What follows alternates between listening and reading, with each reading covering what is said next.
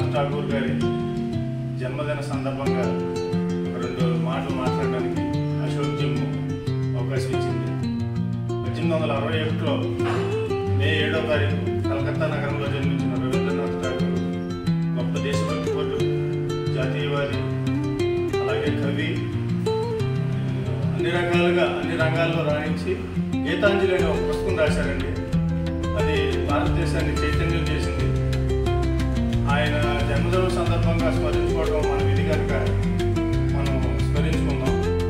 తర్వాత ఆయన రాసిన జనగణమన జాతీయ గీతం మన భారతదేశాన్ని చాలా ముందుకు తీసుకెళ్ళిందండి. ఆ పాటతోటి అంత పెద్ద పాట రాసి మన దేశానికి కృషి చేసిన ఆయనకి జన్మదిన శుభాకాంక్షలు చెబుతూ ఈ సందర్భంగా ఈ అవకాశం ఇచ్చిన